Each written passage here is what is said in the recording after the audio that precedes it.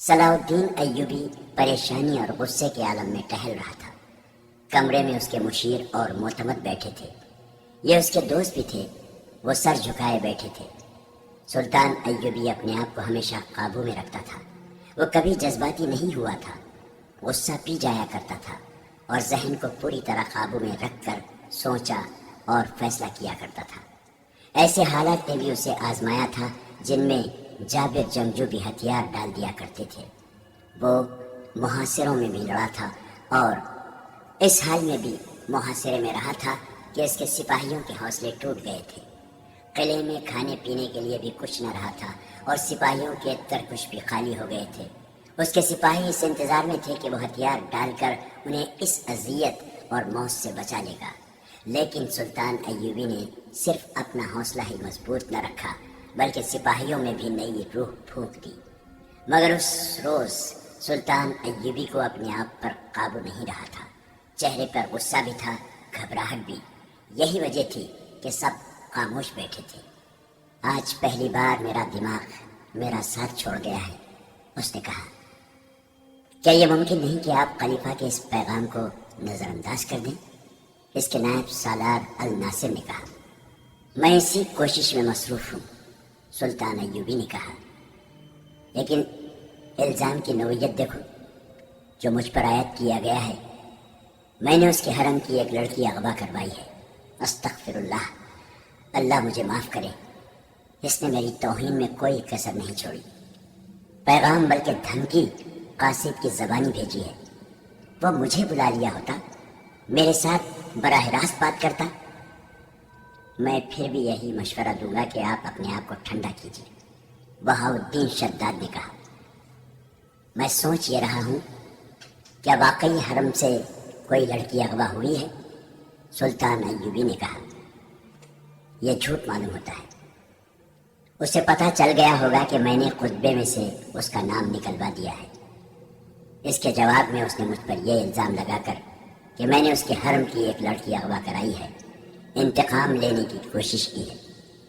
سلطان ایوبی نے عیسیٰ الحکاری فقیہ سے کہا، ایک حکم نامہ مصر کی تمام مسجدوں کے نام جاری کر دو کہ آئندہ کسی مسجد میں خطبے میں خلیفہ کا ذکر نہیں کیا جائے گا۔ آپ اس کے ہاں چلے جائیں اور اس سے بات کریں، الناصر نے کہا۔ اسے صاف الفاظ میں بتا دیں کہ خلیفہ قوم کی عزت کا نشان ہوتا ہے، لیکن اس کا حکم نہیں چل سکتا، خصوصاً اس صورتحال میں جب حالات جنگی ہیں اور دشمن کا خطرہ باہر سے بھی ہے اور اندر سے بھی موجود ہے۔ میں تو یہاں تک مشورہ دوں گا کہ اس کے محافظ دستے کی نفری کم کر دیں، سوڈانی حبشیوں کی جگہ مصری دستہ رکھیں اور اس کے محل کے اخراجات کم کریں۔ میں اس کے نتائج سے آگاہ ہوں۔ ہمیں مقابلہ کرنا ہی پڑے گا۔ ہمیں اللہ پر بھروسہ رکھنا چاہیے۔ میں نے ہمیشہ اپنے اللہ پر بھروسہ کیا ہے، سلطان ایوبی نے کہا۔ خدائے ذوالجلال مجھے اس ذلت سے بھی بچا لے گا۔ دربان اندر آیا، سب نے اس کی طرف دیکھا۔ اس نے کہا، صحرا کے گشتی دستے کا کماندار اپنے 3 سپاہیوں کے ساتھ آیا ہے۔ وہ 2 سوڈانیوں کی لاشیں لائے ہیں۔ سب نے دربان کی مداخلت کو اچھی نظر سے نہ دیکھا۔ اس وقت سلطان ایوبی بڑے ہی اہم اور خفیہ اجلاس میں مصروف تھا، لیکن سلطان نے دربان سے کہا، انہیں اندر بھیج دو۔ سلطان ایوبی نے اپنے دربان سے کہہ رکھا تھا کہ جب بھی اسے کوئی ملنے آئے وہ اس سے اطلاع دے، اور اگر رات اسے جگانے کی ضرورت محسوس ہو تو فوراً جگا لے۔ سلطان کوئی بات اور کوئی ملاقات التوا میں نہیں ڈالا کرتا تھا۔ عہدیدار اندر آیا، اس کا چہرہ گرد سے اٹا ہوا اور تھکا تھکا نظر آتا تھا۔ سلطان ایوبی نے اسے بٹھایا اور دربان سے کہا کہ اس کے لیے پینے کے لیے کچھ لے آؤ۔ عہدیدار نے سلطان کو بتایا کہ اس کی گشتی سنتریوں نے 4 سوڈانی حبشیوں سے ایک مغویہ لڑکی کو چھڑانے کی کوشش میں 2 کو تیروں سے مار ڈالا اور وہ لڑکی کو اٹھا کر بھاگ گئے ہیں۔ عہدیدار نے بتایا کہ سنتریوں کے بیان کے مطابق لڑکی خانہ بدوش یا کسی عام گھرانے کی نہیں تھی، وہ بہت ہی امیر لگتی تھی اور اس نے کہا تھا کہ وہ خلیفہ کی ملکیت ہے۔ معلوم ہوتا ہے، سلطان ایوبی نے کہا، خدائے ذوالجلال میری مدد کو آ گیا ہے۔ وہ باہر نکل گیا۔ کمرے میں بیٹھے ہوئے سب حاکم اس کے پیچھے چلے گئے۔ باہر زمین پر 2 لاشیں پڑی تھی۔ ایک لاش پیٹ کے بل تھی، اس کے پیٹ میں تیر اترا ہوا تھا۔ دوسری لاش کی گردن میں تیر پیوست تھا۔ پاس 3 سپاہی کھڑے تھے۔ انہوں نے امیر مصر کو، جو ان کا سالار اعلیٰ بھی تھا، شاید پہلی بار دیکھا تھا۔ وہ فوجی انداز سے سلام کر کے پرے ہٹ گئے۔ سلطان ایوبی نے ان کے سلام کا صرف جواب ہی نہیں دیا، بلکہ ان سے ہاتھ ملایا اور کہا، یہ شکایت کہاں سے مار لائے ہو مومنو؟ اس سنتری نے جس نے چٹان سے تیر چلا کر 2 آدمیوں کو مارا تھا۔ سلطان ایوبی کو سارا واقعہ پوری تفصیل سے سنا دیا۔ کیا یہ ممکن ہو سکتا ہے کہ وہ لڑکی خلیفہ کی ہی داشتہ ہو؟ سلطان ایوبی نے اپنے مشیروں سے پوچھا۔ معلوم یہی ہوتا ہے، علی بن سفیان نے کہا۔ ان کے خنجر دیکھیے۔ اس نے 2 خنجر سلطان ایوبی کو دکھائے۔ جس وقت سپاہی واقعہ سنا رہا تھا، علی بن سفیان لاشوں کی تلاشی لے رہا تھا۔ انہوں نے سوڈان کا قبائلی لباس پہن رکھا تھا۔ کپڑوں کے اندر ان کے کمر بند تھے، جن کے ساتھ ایک خنجر تھا۔ یہ خلیفہ کی حفاظتی دستے کے خاص ساخت کے خنجر تھے۔ ان کے دستوں پر قصر خلافت کی مہریں لگی ہوئی تھی۔ علی بن سفیان نے کہا، اگر انہوں نے یہ خنجر چوری نہیں کیے تو یہ دونوں قصر خلافت کے حفاظتی دستے کے سپاہی ہیں۔ یہ کہا جا سکتا ہے کہ لڑکی وہی ہے جو خلیفہ کے حرم سے اغوا ہوئی ہے، اور اغوا کرنے والے خلیفہ کے محافظوں میں سے ہیں۔ لاشیں اٹھاؤ اور خلیفہ کے پاس لے چلو، سلطان ایوبی نے کہا۔ پہلے یقین کر لیا جائے کہ یہ واقعی خلیفہ کے محافظوں میں سے ہیں، علی بن سفیان نے کہا، اور وہاں سے چلا گیا۔ زیادہ وقت نہیں گزرا تھا کہ علی بن سفیان کے ساتھ قصر خلافت کا ایک کماندار آ گیا۔ اسے دونوں لاشیں دکھائی گئیں۔ اس نے فوراً پہچان لیا اور کہا، یہ دونوں محافظ دستے کے سپاہی ہیں، گزشتہ 3 روز سے چھٹی پر تھے۔ ان کی چھٹی 7 دن رہتی تھی۔ کوئی اور سپاہی بھی چھٹی پر ہے؟ سلطان ایوبی نے پوچھا۔ 2 اور ہیں۔ کیا وہ ان کے ساتھ چھٹی پر گئے تھے؟ اکٹھے گئے تھے، کماندار نے جواب دیا، اور ایک ایسا انکشاف کیا جس نے سب کو چونکا دیا۔ اس نے کہا، یہ سوڈان کے ایسے قبیلے سے تعلق رکھتے ہیں جو خون خواری میں مشہور ہے۔ ان میں فرعونوں کے وقت کی کچھ رسمیں چلی آ رہی ہیں۔ یہ قبیلہ ہر 3 سال بعد ایک جشن مناتا ہے۔ یہ ایک میلہ ہوتا ہے جو 3 دن اور 3 راتیں رہتا ہے۔ دن ایسے مقرر کرتے ہیں کہ چوتھی رات چاند پورا ہوتا ہے۔ میلے میں وہ لوگ بھی جاتے ہیں جن کا اس قبیلے کے ساتھ کوئی تعلق نہیں ہوتا، وہ صرف عیاشی کے لیے جاتے ہیں۔ میلے میں لڑکیوں کی خرید و فروخت کے لیے باقاعدہ منڈی لگتی ہے۔ اس میلے سے 1 ماہ پہلے ارد گرد بلکہ قاہرہ تک کے لوگ جن کی بیٹیاں جوان ہو گئی ہوں ہوشیار اور چوکس ہو جاتے ہیں۔ وہ لڑکیوں کو باہر نہیں جانے دیتے۔ ان دنوں خانہ بدوش بھی اس علاقے سے دور چلے جاتے ہیں۔ لڑکیاں اغوا ہوتی ہیں اور اس میلے میں فروخت ہو جاتی ہیں۔ یہ چاروں سوڈانی اسی میلے کے لیے چھٹی پر گئے ہوئے تھے۔ میلہ 3 روز بعد شروع ہو رہا ہے۔ کیا ان کے متعلق یہ کہا جا سکتا ہے کہ خلیفہ کے حرم کی لڑکی انہوں نے اغوا کی ہوگی؟ علی بن سفیان نے پوچھا۔ میں یقین کے ساتھ نہیں کہہ سکتا، کماندار نے جواب دیا۔ یہ کہہ سکتا ہوں کہ ان دنوں میں اس قبیلے کے لوگ جان کا خطرہ مول لے کر بھی لڑکیاں اغوا کرنے کی کوشش کرتے ہیں، اور یہ خونخوار اتنے ہیں کہ اگر کسی لڑکی کے وارث میلے میں چلے جائیں اور اپنی لڑکی لینے کی کوشش کریں تو انہیں قتل کر دیا جاتا ہے۔ لڑکیوں کے گاہکوں میں مصر کے امیر، وزیر اور حاکم بھی ہوتے ہیں۔ میلے میں ایسے عارضی قہبہ خانے کھل جاتے ہیں جہاں جوا، شراب اور عورت کے شیدائی دولت لٹاتے ہیں۔ اس جشن کی آخری رات بڑی پراسرار ہوتی ہے۔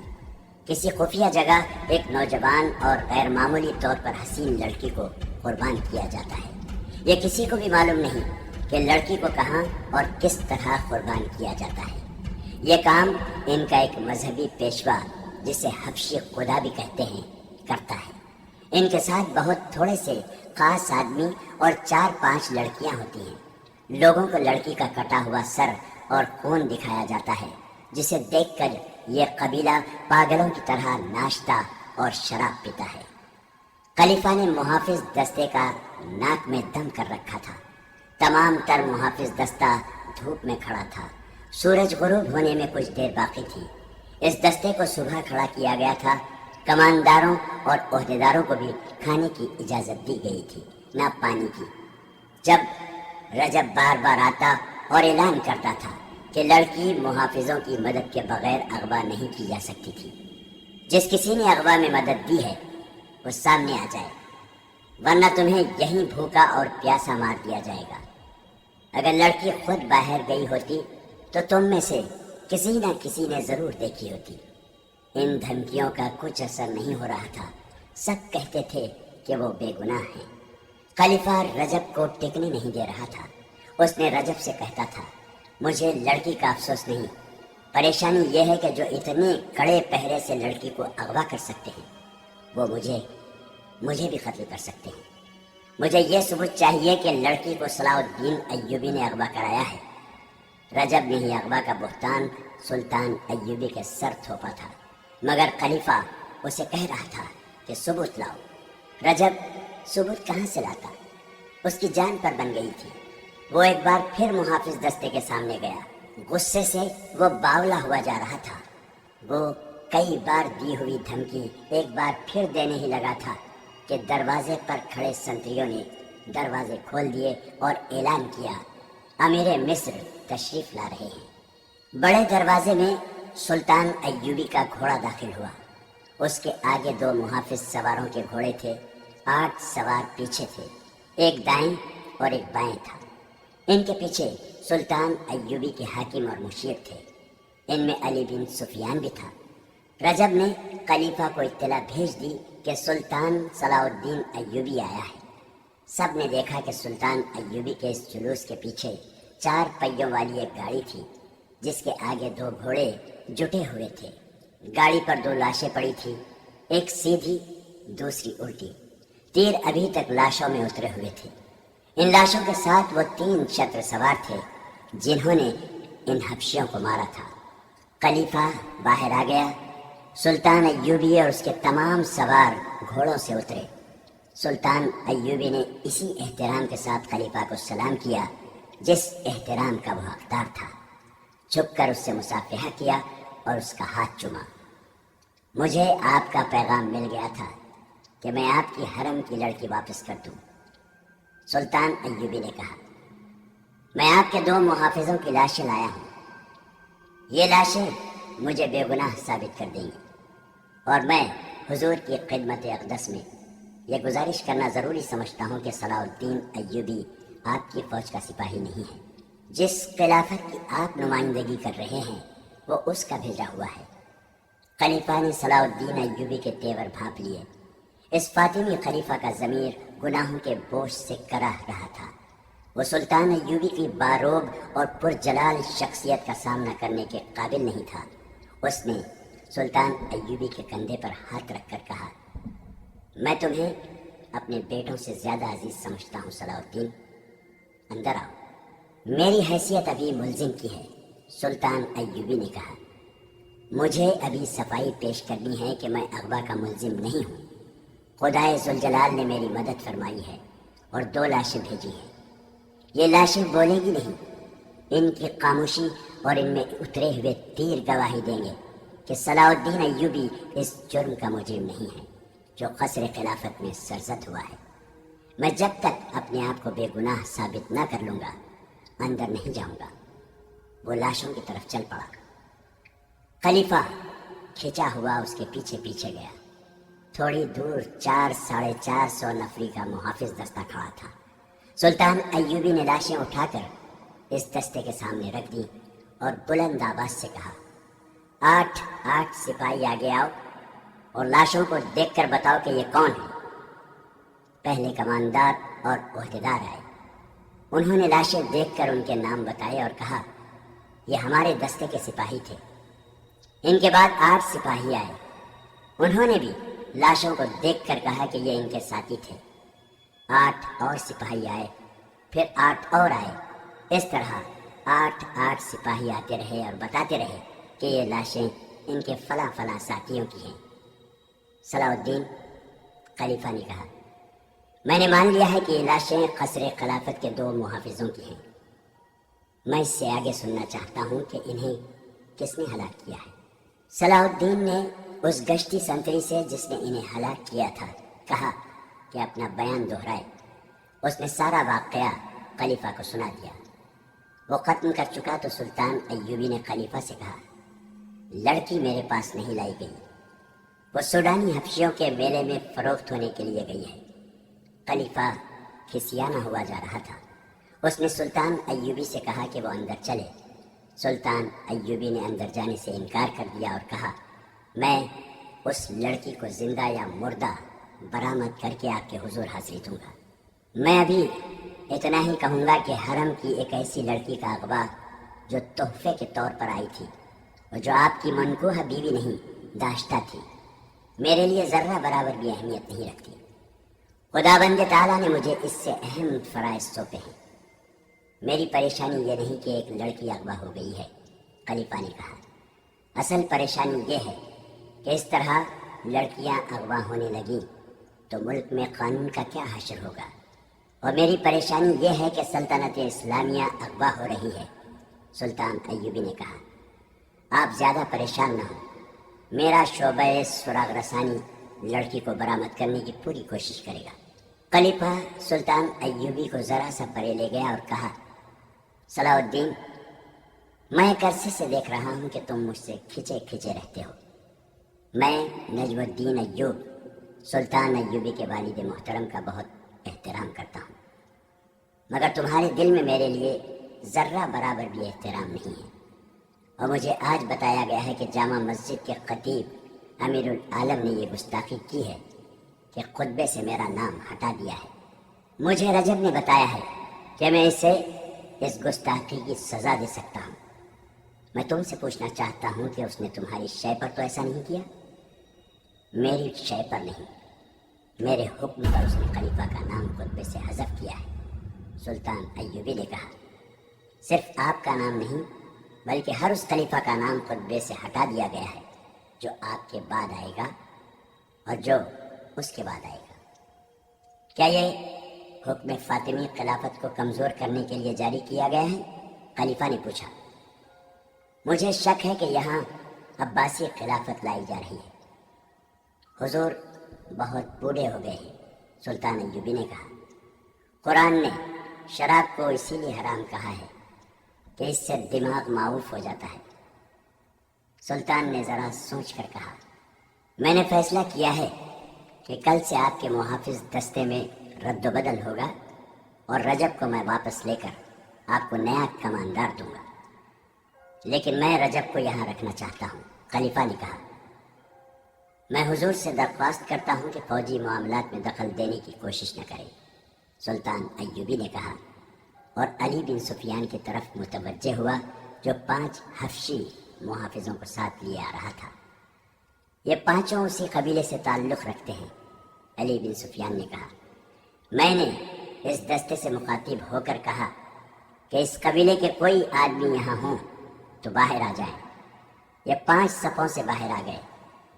ان کے متعلق مجھے ان کے کماندار نے بتایا ہے کہ پرسوں سے چھٹی پر جا رہے تھے۔